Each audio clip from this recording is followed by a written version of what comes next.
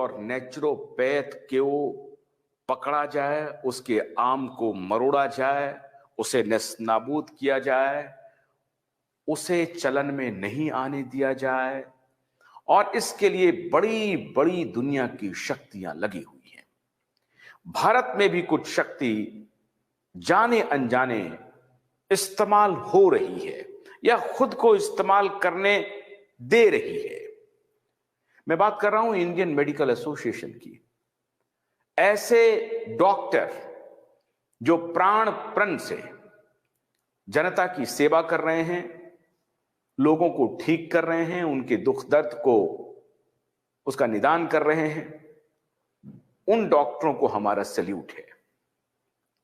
वो डॉक्टर जान की बाजी लगा करके देश की सेवा कर रहे हैं। लेकिन दुर्भाग्य से ऐसे डॉक्टरों की नुमाइंदगी एक ऐसी संस्था के पास आ गई है जो कहने के लिए तो डॉक्टरों के हित के लिए काम करती है, सेहत के लिए काम करती है, पूरे समाज के स्वास्थ्य की जिम्मेदारी खुद पर उठाने की बात करती है, लेकिन जो वो कहती है वो करती नहीं है।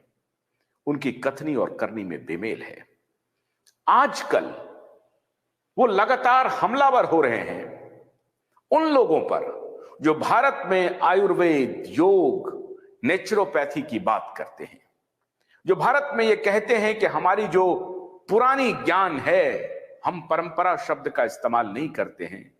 बिकॉज अभी मैं कुछ दिन पहले डॉक्टर राम्या कृष्णन हैं, उनसे मैं बात कर रहा था, केरल की प्रोफेसर हैं। वो कह रही थी कि हमारे विज्ञान को, जो हम संपूर्ण वैज्ञानिक बात करते हैं, उनको परंपरागत बात कही जाती है। परंपरा और विज्ञान में फर्क है। जो कन्वेंशन होता है, कन्वेंशन तो कुछ भी होता है, बिल्ली रास्ता काट दी हम नहीं गुजरेंगे, अब ये कन्वेंशन है, लोग उस पर पालन करने लगते हैं। इसको हम विज्ञान नहीं कह सकते। हमारा जो ज्ञान है वो संपूर्ण वैज्ञानिक है, ये डॉक्टर राम्या कृष्णन कहती हैं।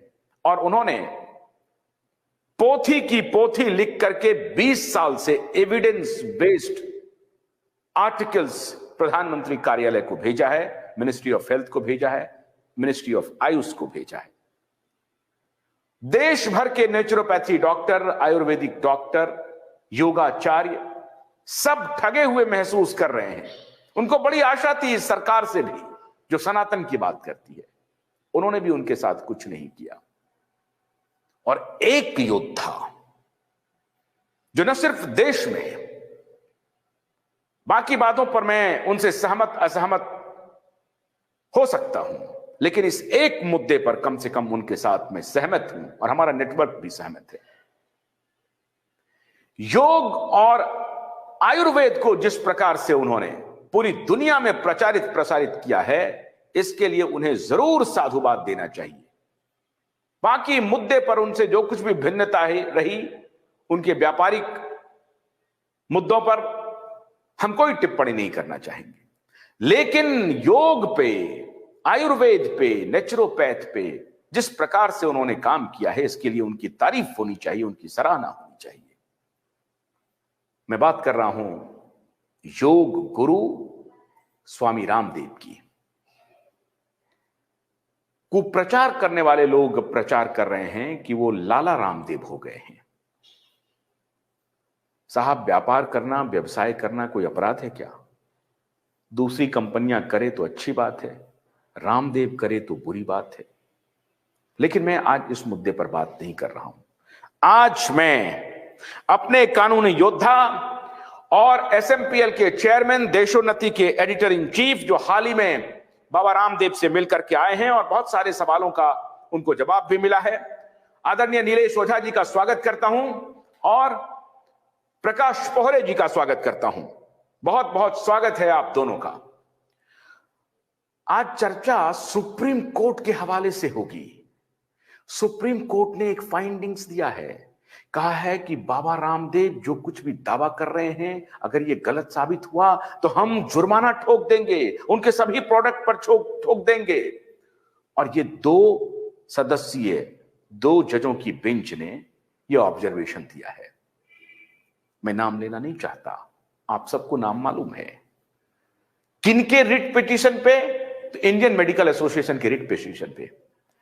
अब आज मैं नीलेश ओझा जी से यह जानने की कोशिश कर रहा हूं कि क्या नीलेश जी ये ऑब्जर्वेशन देने का अधिकार आदरणीय अदालत को है? पहला सवाल तो यही है। आशुतोष जी, पहले मैंने अभी जो आपको भेजा है वर्डिक्टम करके एक वेब पोर्टल है, उस पे एक न्यूज पब्लिश हुआ है कि एग्जैक्ट जजेस ने क्या बोला, जरा आप उसको दिखाइए। मैंने तो हालांकि पढ़ लिया है इस पूरे रिपोर्ट को, लेकिन दर्शकों को दिखाना बहुत जरूरी है जो आप कह रहे हैं। बहुत इंपॉर्टेंट है इसका बहुत इंपॉर्टेंट है। और चूंकि हमारा शो बिल्कुल लाइव होता है, जो कुछ भी हम बात करते हैं आमने सामने बात करते हैं, अनएडिटेड जाता है, तो ये मैं अपने दर्शकों को दिखाना चाहता हूं। अभी देखिए ये पूरा वर्डिक्ट है क्या, कैसे इस वर्डिक्ट में आदरणीय सुप्रीम कोर्ट के हमारे जजेस ने जो प्रतिक्रिया दी है, वो ऐसी प्रतिक्रिया कैसे आई। ध्यान रहे कि ये जो बात है कि सुप्रीम कोर्ट के बारे में, जजेस के बारे में कोई टिप्पणी नहीं कर सकते, आप जो हैं वो कंटेम्प्ट ऑफ कोर्ट के घेरे में आ जाएंगे। तो आदरणीय अदालत को ये मालूम नहीं है कि हम लोग पैदा ही हुए करने के लिए। चलिए मीनाक्षी दिखाइए जल्दी से, थोड़ा सा इंतजार कीजिए, अभी हम शेयर कर रहे हैं। और आप ऐसा मत बोलिए कि आप पैदा ही हुए कंटेम्प्ट ऑफ कोर्ट करने के लिए। नहीं, मैं पैदा ही कंटेम्प्ट में इसलिए मैं कह रहा हूं, ये कोई बात हुई साहब गलत आदेश का विरोध करने के लिए, गलत हाँ, मेरे कंटेम्प्ट कहने का मेरा अधिकार है। मैं कंटेम्प्ट, भाई कोई आदमी जज की कुर्सी पर बैठ जाए और अनर्गल बात बोलने लगे, साहब आप कह रहे हैं अभी जिस 2 जजों की जो अपॉइंटमेंट हुई है उसमें सरकार ने खुलेआम कहा है एक जज के बारे में कि भाई ये 22 जज हैं, उनका अपॉइंटमेंट हो गया, आपके हाईकोर्ट में हुआ। ठीक है, सरकार ने कहा ना, मैंने तो नहीं कहा ना, इनकी रिपोर्टिंग है, पब्लिक डोमेन में आ गई है बात। नहीं, सुनिए, देखो फ्रीडम ऑफ एक्सप्रेशन सभी को एक, और जज अगर गलत करता है तो जज भी आरोपी है, कोई ऐसा बड़ा मसला नहीं है वो। हाँ, देखिए जरा पढ़िए सर आप। जैसा भगत सिंह जी ने कहा था कि अगर सच कहना गुनाह है तो मैं गुनहगार हूं और ऐसे गुनाह मैं रोज करूंगा। यस, तो बस मैसेज वैसा जाना चाहिए। ठीक है, आप इसको थोड़ा ऊपर लीजिए। देखिए, जस्टिस एहसानुद्दीन अमानुल्लाह और जस्टिस पीके मिश्रा का बेंच था, है ना, उस पे उन्होंने क्या कहा कि हम 1 करोड़ रुपए for every product regarding first claim made by you, keyword जो भी है हम इंपोज करेंगे। इसका नेक्स्ट पेज लीजिए। We are prepared to go any extent. Unmute कीजिए सर, अनम्यूट कीजिए। हाँ, तो लीजिए, उसको ऊपर कीजिए। हाँ, we are prepared to go any extent. Yes, scroll कीजिए। हाँ, स्क्रॉल कीजिए। वो जो है ना, एक मिनट, हाँ, एक मिनट, ये जो है ना, ये वाला part, the court told senior advocate Sajan Poovayya appearing for Patanjali, better tell your client from today. हाँ, बस ये पार्ट है इस केस का crux,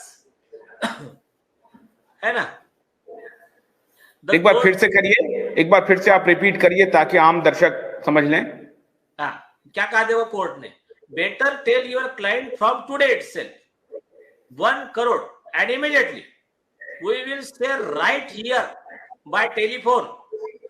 Mr. Natraj will say and it will be sealed by the district magistrate. मतलब हम फोन पे बोल देंगे, वहां पर जाकर डिस्ट्रिक्ट मजिस्ट्रेट तुम्हारे फैक्ट्री सील कर देगा। And no court will entertain any plea. The time has come. We have to show what the Supreme Court and the law is. I am prepared to go the last mile. Tell your client I have no misgiving about it. I am very clear. I am giving to take it the last from today itself. The court told the petitioner's counsel that the moment the court feels that the petitioner is targeting somebody, they will be visited with cost. Don't lose the court. Justice Amanullah told the petitioner. The bench said that blatant incident that has come to the court notice will be the last case. तो इस पे court क्या कहना चाहता है, मैं common man की language में बताता हूँ। कि आपके क्लाइंट, मतलब वो उनके वकील को कह रहा है आपके क्लाइंट बाबा रामदेव, पतंजलि, इनको आप समझा दीजिए कि एलोपैथी के जो भी साइड इफेक्ट है, एलोपैथी की जो 420 जो भी होंगे उसके बारे में बोलने का नहीं। और जो आप प्रोडक्ट में लिख रहे हो कि ये आपका ये प्रोडक्ट ये क्योर कर सकता है, ये भी नहीं बोलने का। और मैं अब भी यहां से ऑर्डर करूंगा फोन पे, मतलब राइटिंग में भी नहीं, अब भी यहां से फोन पे डायरेक्ट मैसेज जाएगा और कलेक्टर आकर आपके फैक्ट्री सील कर देगा, कंपनी प्रोडक्शन जो भी है। और इस देश का कोई भी कोर्ट आपकी पिटिशन एंटरटेन नहीं करेगा। तो और मैं इसको आखिरी तक ले जाऊंगा, बहुत क्लियर है क्या सुप्रीम कोर्ट की क्या पावर है और कानून क्या है, हम आपको बताएंगे। तो ये हमारे एहसानुल्लाह साहब का कहना है। अब आते हैं